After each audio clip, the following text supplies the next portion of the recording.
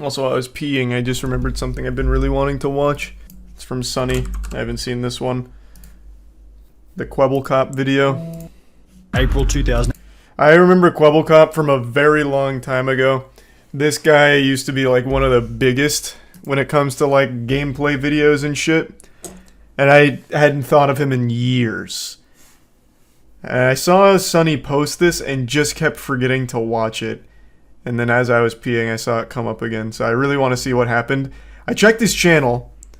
Like, he still gets April like views. He has an audience, but I would wager a guess he's lost like 90% or 95% of his total viewer base. Because he used to average like 1 mil per video. He used to upload pretty much the exact same videos, and I guess something must have happened along the way. Because god damn. 2021, 97.9 million views. April 2022, 8.5 million views. Oof. In the space of only 12 months, Kwebbelkop's viewership has fallen by roughly 90%, and we're going to outline every... That's what I speculated. I'm pretty good at eyeballing that kind of shit.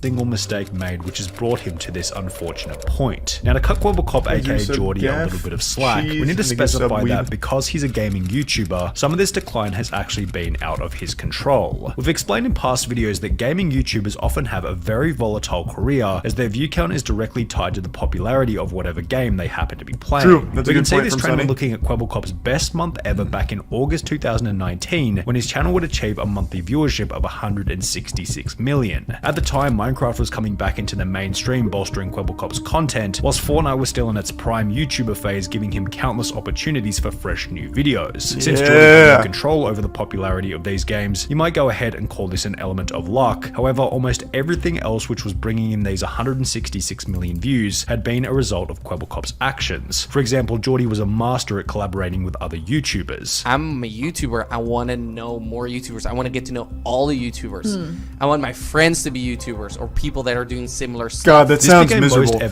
I don't know why people would only want to be surrounded by like-minded people. I can't stand that perspective. I think it's becoming more and more prevalent where people only want to be friends with everyone that shares the exact same opinions of them, and they can't be friends with people that think differently. Like, why would you want to be around people that are just like in the same career path, the same fucking thoughts as you, basically just like a goddamn clone of yourself? That sounds miserable.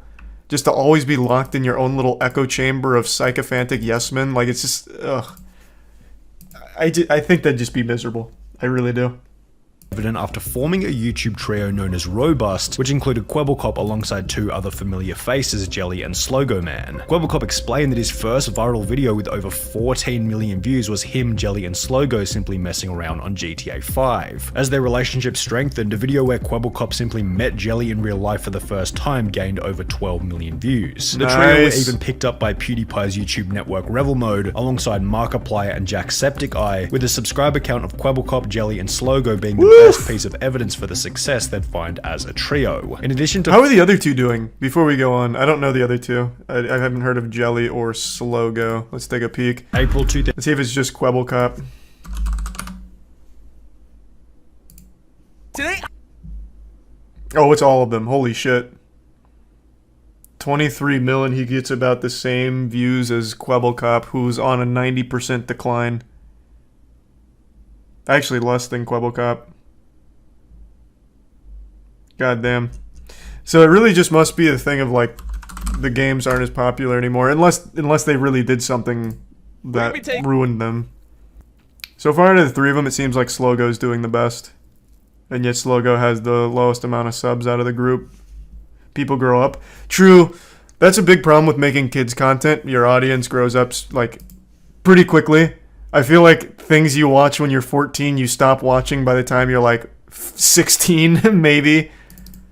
But there's always going to be new kids coming into the mix. So you would always expect it to constantly like refresh itself, but I guess sometimes it just doesn't.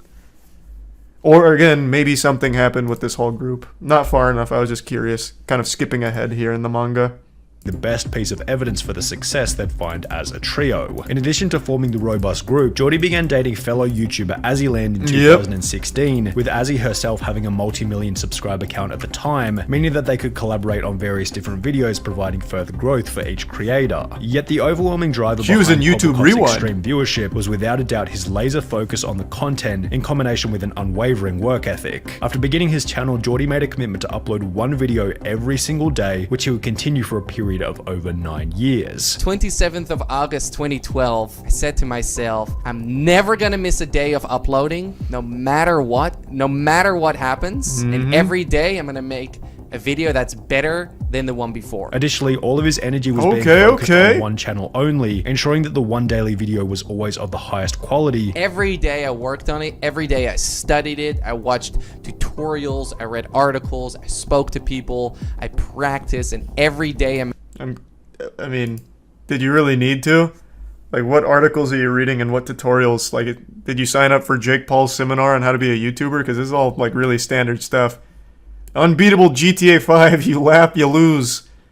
Fortnite vs. real life challenge. Saddest Fortnite, try not to cry. I mean, like, you didn't need to really invest into the education side of YouTubing. You kind of just went with whatever was on the Explore tab. Quality. Every day I worked on it, every day I studied it, I watched tutorials, I read articles, I spoke to people, I practiced, and every day I made new videos. And within this daily upload, it was obvious that Kwebbelkop's goal was to ensure the most optimal experience for the audience. I was making videos that my audience loved watching, right? So I asked myself, what does my audience love the most? Each of those clips from Kwebbelkop's discussion on the legitimately podcast also displayed just how switched on he was in terms of personal super high development energy. and the correct attitude required in order to grow Everything a else is successful secondary. YouTube channel. So if he had the correct attitude and mindset in order, why after 5 years of gaining an extremely consistent 100 million views per month, did this number drop to between 5 and 15 million over the course of only a year? Well, in order to answer that question, let's begin by looking at a Twitter post made by Kwebbelkop in early 2020. Before things go any further, I want to address the rumors. After 3.5 years of being together, Azzy and I recently broke up. I have nothing but love and respect for this beautiful, smart, and caring woman. Please respect our privacy, thank you, which was accompanied by a video approximately 1 year later, conveniently just pretty good post about it, I suppose. Explaining the reason behind their breakup. Why did you guys break up? Well, as you guys might know, I'm from Amsterdam, the Netherlands, and Azzy is from Canada. And it was a long distance relationship. Once the honeymoon phase was over, we realized that we're two people from completely different places. However, it would still be a little far-fetched to blame Kwebbelkop's decline in viewership on nothing but this separation. Sure, he had one. Didn't they live together? Weird spot to pause this. Didn't they live together? I thought I vaguely recalled them living together. Long distance for 3.5 years. I mean, that's got to be a world record. Honestly, they should be very proud of that, making that work for 3.5 years. No, they never lived together. Crazy. I had no idea. That's a good run then. No shame there. 3.5 years on long distance. Fuck me, you made history. Person to collaborate and make videos with. However, if we take the date of Geordie's separation announcement, March 2020, and place it alongside his view count at the time, he actually went up in views after breaking up with Azzyland. Of course, there were other factors at play during this time, such as people being at home and therefore watching more YouTube due to the pandemic, yet as an overall, the data doesn't really suggest that this breakup had much of an impact on his eventual decline in views. However, it wasn't only Azzyland that Kwebbelkop would stop making videos with. After 5 years of filming together, the robust trio being Kwebbelkop, Jelly, and Slogo would also slowly disintegrate. Oh no! Instead of playing with Geordie, who was busy making various reaction videos, Jelly and Slogo replaced him with a different YouTuber by the name of Crainer, which was noticed by fans on Reddit. The last thing I remember was that Kwebbelkop was playing Minecraft with Jelly and Slogo Man in Robust Town. Now everything has changed. Jelly and Slogo Man replaced Kwebbelkop with Crainer in a new Minecraft server. Kwebbelkop made his own solo play, and right at this moment he's only doing reaction videos. What is going on? Anyone got the explanation for it? Why is he now not playing with his friends anymore? Why isn't he playing games anymore? Is he gonna— How's Crainer doing? We got a new player into the mix here. Did Crainer take over Kwebbelkop's title? His throne? About the same as the others. They're all kind of in the exact same area code here. gonna maintain it like this, or will he come back to his own self again? First he took down the vlogs, but then he stopped playing with friends. As this became an increasingly common discussion in Geordie's comments section, he'd upload a video titled Why I Left Jelly and Slogo, explaining that— That's the exact same thumbnail from the Azzy breakup. This man only has one sad face? Come on. You studied articles. You read books or whatever about YouTubing. You know you've got to switch up the crying thumbnail. This one should have at least had like one of these. Maybe like the shocked face. Like, you can't keep reusing this shit, Kwebbelkop. I see what's gone wrong here. Unbelievable. That as a result of making video after video with the group, each of which following a similar narrative, Kwebbelkop felt as though he wasn't growing due to a lack of creativity. I saw that my creativity was running out. I was just doing things with the group. I was going into that direction. I realized that I stopped growing as a person and that I just stagnated in life, and I was just doing the same thing. Geordie also explained that at around the same point in time, he'd become depressed, which made him feel as though he was holding the group back. I ended up getting a depression, which I've never, ever said anywhere publicly, but it was also holding them back because I couldn't give them the energy that they needed to make these videos good. And as a result, he began to participate in fewer and fewer recordings. It wasn't a clear-cut, bye guys, see you tomorrow, and instead it was me joining less and fewer recordings. From this point onwards, Kwebbelkop was no longer making videos with the group, which had helped him to become so successful in the first place. He then began to think it was collaborate the with a new group. YouTuber going by the name of Tiger, yet this would also end in another bit of drama. Me and Kwebbelkop got into a fight, and after this fight, I was pretty much left with nothing. Kwebbelkop found Tiger when he was still a small YouTuber, and while the details aren't public, it seemed as though Kwebbelkop offered guidance and growth to Tiger in exchange for part or full ownership of the channel. I'm like, this guy could be a really big YouTuber. If I would coach him a little bit, he has so much talent. Now this went exactly as planned in the beginning. They started playing together. Okay, that's kind of fucked up. I've never heard of something like that. 2 million views per month to 20 million views per month. However, at around the same point in time, Tiger randomly stopped uploading altogether. 2 months later, Tiger would upload a video on a different channel titled Why I Left Kwebbelkop and Tiger. Man, they're getting so much mileage out of this crying face from Kwebbelkop. That shit is being used and abused in every single fucking thumbnail here ever. My god. I will say though, one of his reasons for leaving that group is because he couldn't be as creative as he wanted to be. Well, I'm glad he did that, because now creativity is the number one thing I get when looking at the channel here. Look at all these. Content he's never made before. He was really able to unlock his magnum opus of creation here. They really held him back. Now he's spread his wings like a beautiful butterfly. Explaining that he couldn't talk about what had happened with the channel. And I'm not gonna get too much into who was in the right or who was in the wrong, because I can't. But he was no longer friends Why? with Kwebbelkop. Do it! Everyone is asking the same thing. Why are you not uploading to Tiger, and what happened between you and Kwebbelkop? Well guys, it essentially boils down to one thing, and that is that me and Kwebbelkop are actually no longer friends. I feel hurt, I feel disappointed, I feel betrayed, and most of all, I feel forgotten. What would become obvious later was that somehow Kwebbelkop had claimed ownership over Tiger's channel, as he would upload a video where he had cloned Tiger's voice and attached it to an AI, which would provoke another response from Tiger, who was once again insulted by Geordie's actions. He made this cartoon character, loaned my voice, and put it on the Tiger channel. Listen, Geordie, this cartoon version of you might be your best friend, but I'm not your best friend, okay? I'm not even your friend. And after Tiger... That's wild. Hold on, I want to see that. So he did a VTuber for this now? Oh, Liger. Oh wait, no, this is his new channel. Oh, I must have deleted the other one. Man made a VTuber and an AI speech pattern for him? Bro, that's evil genius right there. That's Galaxy Brain. What is the channel down? Does anyone know for sure? Thanks for some dish in the Prime Funky. Man isekai'd him as a VTuber. Yeah. Nah, it's there. Sort by channel. How about this? Tiger GTA 5. Okay, you're right. It just didn't come up from typing in Tiger. I wonder why. Today will be... Okay. It looks like he's not doing it anymore. He must have deleted the video.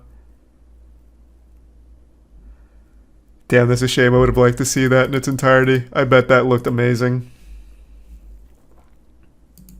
Tiger called him out, Kwebbelkop seemed to panic as he would delete every video featuring the AI Tiger clone. The two would make up on Twitter with Geordie stating, "Life is too short to have enemies," yet shortly thereafter Kwebbelkop would end their exchange by blocking Tiger on Twitter. But then for some reason, Nice. my man decided to block me. But you know what, man? I don't care. What's most interesting about this whole interaction is that it Get correlates fucked, I guess. perfectly with the point at which Kwebbelkop's views began to decline rapidly. However, the reason for the impending decline wasn't the drama itself, but rather one discovery made by Geordie throughout the conflict with Tiger, being that he could make an AI character to act as a real person. One of the biggest lessons I've learned in business is that pretty much everything you dream is possible. Cloning yourself, Inspirational. 4 years ago, I was in the middle of a burnout, made 3 videos per day and streamed 2 to 3 hours per day. I wished I could clone myself, so I did. What Kwebbelkop is referring to in this Twitter thread is a channel he launched 1 month after the drama with Tiger, which posts gaming videos and uses an AI character as the main personality within the videos. Now, there's nothing wrong with anyone beginning a second channel, but when looking at the numbers, VTubing? it's obvious that this new AI channel going by the name of Blue was seriously fragmenting Geordie's attention on the main channel. It was launched in May 2021 and began to do 4 million views per month instantly, yet if we look at the Kwebbelkop channel, May 2021 was also the point at which his viewership declined from an average of 100 million views per month to 60 million views per month. Kwebbelkop began to celebrate the strides that his AI channel was doing, yet he also seemed completely oblivious to the massive decline that was happening on his main channel. His average monthly viewership was down by 40 million on Kwebbelkop while he was celebrating 4 million views a month on Blue. It was the very definition of the man who chases 2 rabbits catches neither, and this decline on the main channel such a good brought about expression. further changes, which would ultimately I've always make liked things that even one. worse. Kwebbelkop would upload a video titled "My Most Important Video" with "I quit" in the thumbnail, explaining that he was no longer enjoying YouTube. I'm having a hard time being creative. I'm having a hard time having fun in my job.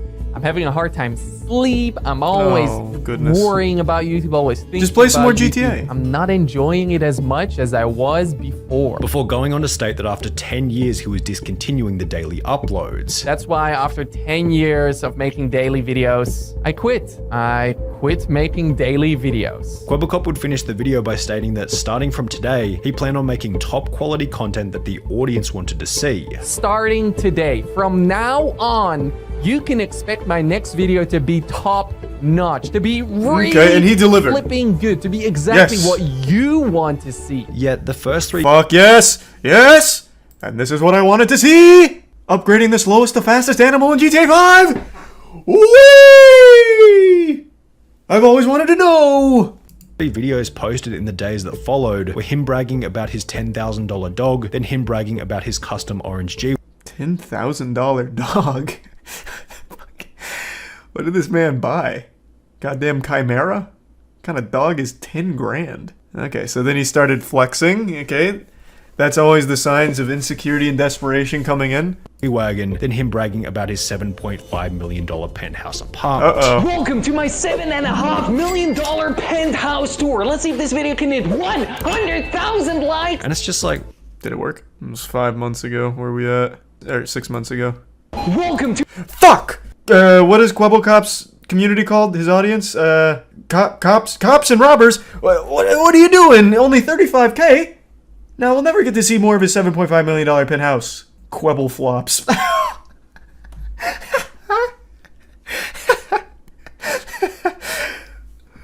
That's pretty that's pretty fucking good. Nice. Hey, good one, Chatter. That one was nice. Whoa!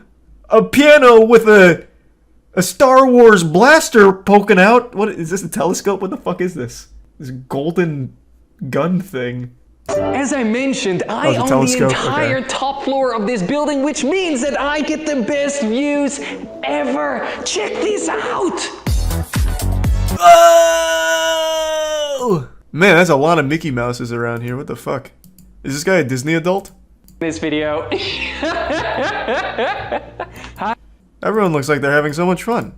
I'm just taking a brief tour here, if you don't mind. Oh man, look at all those fragrances. Terre de Hermes. This one's a replica. This one's not even the original. Okay, pour much? Yikes. Not even authentic. Why is this the most replayed? Because of this jar of urine? Oh, it's actually not this. It's the shower. You perverts. You Quebble flops. Ew. Perverts. I wanted to see him take a shower. Have some respect.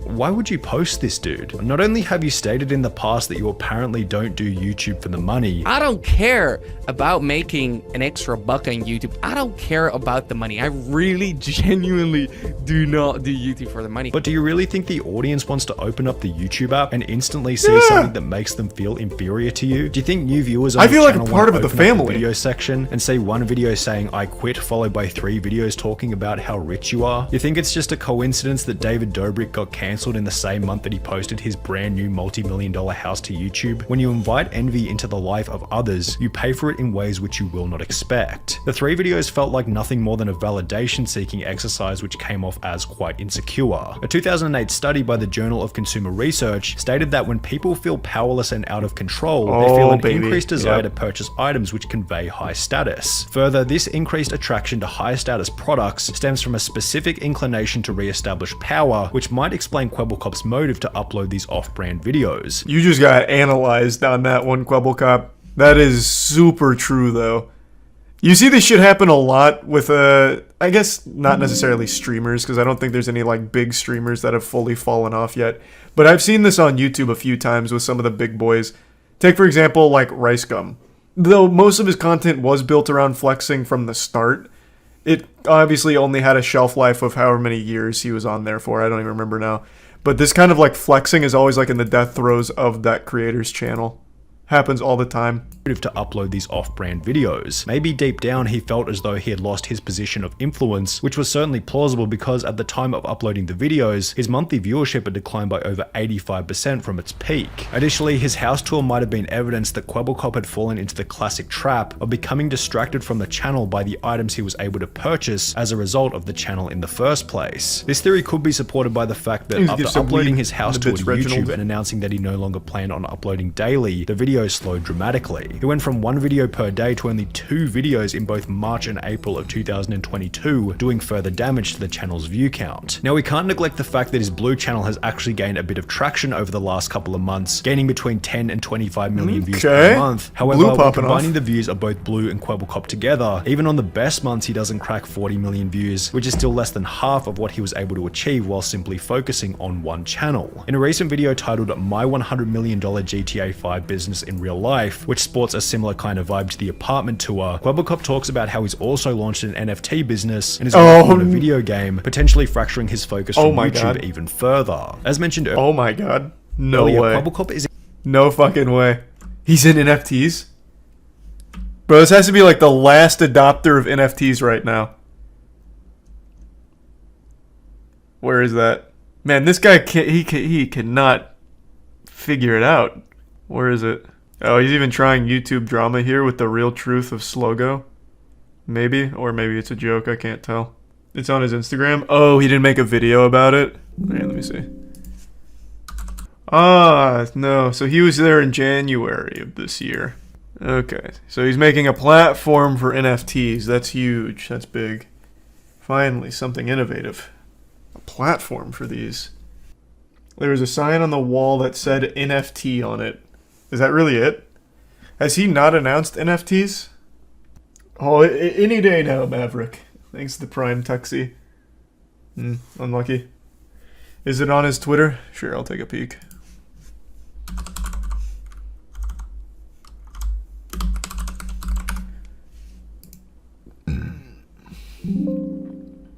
Hey, he met Speed. Speed looks really happy to meet him. Where is the NFTs at? A TikTok Trends newsletter. It's not an NFT. He even used the word free there. That's never associated with NFTs. Okay. I'm just, since I can't find it, I'm just going to assume he has nothing to do with NFTs at the moment. is extremely switched on in terms of how to build and run a successful YouTube channel, although as a whole there are two obvious problems that need to be solved. The first problem, which thankfully is relatively easy to fix, is one relating to ego. Geordie, I know how much we as males love to brag. It's written in our DNA to talk endlessly about how good we are, but you have to resist the urge to do so. Proclaiming your high status by posting videos of your G-Wagon and multi-million-dollar home ironically does the opposite of what you want it to, as your audience doesn't want to follow someone that needs to be validated in any way, shape, or form. The I second problem disagree. is a I little mean, I harder think to he's solve as it fucking requires awesome. either more sacrifice or time, and I could be wrong altogether with this second problem because I'm not sure what kind of numbers your other businesses are doing, but your focus is clearly fragmented, or maybe you have too many things to focus on. You claim to have between 50 and 100 employees. I'm running a business with I don't know how many employees. Anywhere from 50 to 100 employees work here. Yet your views are significantly below where they were during any other year since 2016. The potential inefficiency of He this pays was them an also noticed exposure. by some of the sidemen. So Kwebbelkop has basically tweeted out saying that he spends on average 14 days and 14 editors. Oh, is this it? Let me see.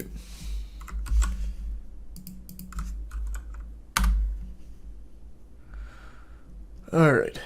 Dear Launch My NFT supporters, over 6 months ago we launched a platform that helped thousands of people create and launch their own NFT collections. With over 1 million unique wallet addresses who use the platform, it's an understatement to call it a success. How hype. What a saint. What an absolute saint. Man, this one's doing numbers, Kwebbelkop. 37 likes, 12 likes, 10, 9. Woo-wee! To call that a success would be an understatement. Oh, he's stepping away. Oh, hold on, let me finish reading this. What happened? What started as a hobby project very quickly turned into a daily job. Working on the project was extremely challenging and new. Meeting so many enthusiastic Web3 supporters was my favorite thing about it. I'm also very happy that I was able to inspire so many individuals and help thousands of people to creating their own Web3 project.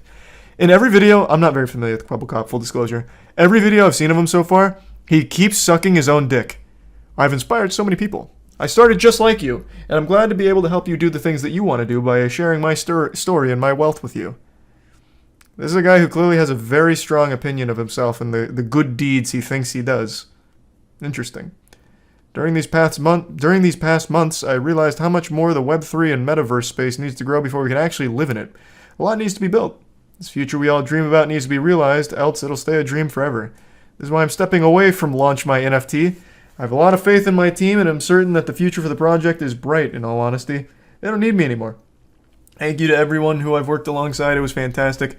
Thank you for everything. Let's turn this metaverse into a reality. Let's take a peek. How's Launch My NFT doing? The largest NFT launchpad. It's so weird. Every single NFT adjacent site claims that they are the largest. 11K followers on Twitter. They might very well be the largest. God damn. They call their community the Launchies. Good morning, Launchies. Cool, cool, cool. Nice. Make one video. Instantly, I'm thinking your team or your process is incredibly inefficient. And while the one step back for two steps forward mentality is a great thing to have, something feels off with the numbers. Maybe you're just bragging about employing way more people than you actually do, and if this is the case, it's just another piece of evidence for the previous point. Quit with the bragging. It's not necessary and adds no value to anything at any point in time. When you appeared on the Watch Time podcast with MoistCr1tikal, one very mature thing that you said was that you appreciate when your YouTuber friends call you out on things. So while I was probably a little bit harsh in this video, hopefully it can provide some genuine tough love feedback about where you can improve going into the future. Alright, well that was very interesting.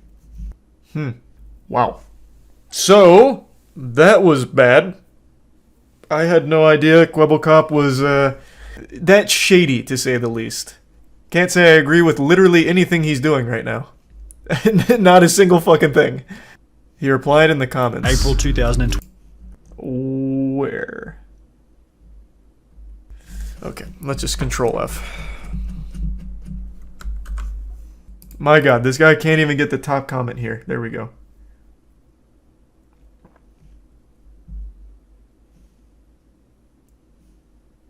Oh, that's a pretty wholesome comment. Oh, you can't. Oh, no, you can read it. I thought my webcam was blocking it for a sec. Hey, he took it on the chin like a champ. I always have respect for someone that can do that. Good on ya. He wrote that comment from his spa. Yeah, let's not kid ourselves. I don't think that was actually him that wrote that. That was absolutely Blue or one of the other AI-generated content creators. But if it was actually Kwebbelkop, respect on him for that. Did you watch how the Sidemen made a $100 million empire? No, I haven't yet. The Sidemen are absolutely fucking killing it. God, that charity stream was so good. Hope those that depend on them for a job are getting paid for their work. So here's my belief on it. I don't think Kwebbelkop started that company. I think what happened is Kwebbelkop found that company reached out to Kwebbelkop after the success of Blue, and they use him as their face. I don't think it's actually Kwebbelkop employing those people. I'm pretty sure he is basically just their mouth. I highly doubt he launched that company. Still don't get how he's so rich. Young kids content. Kids content paid a ton back in the day. When you make content geared towards a younger audience, you get premium ads. So your ad rev, your CPM, like, it's crazy. So he made fat bucks. Was he rich before YouTube? I don't know anything about his like history or anything. Give me a second though. I need to go to the bathroom. I'll be right back. So he made fat bucks. Was he rich before YouTube? I don't know anything about his like history or anything. Give me a second though. I need to go to the bathroom. I'll be right back.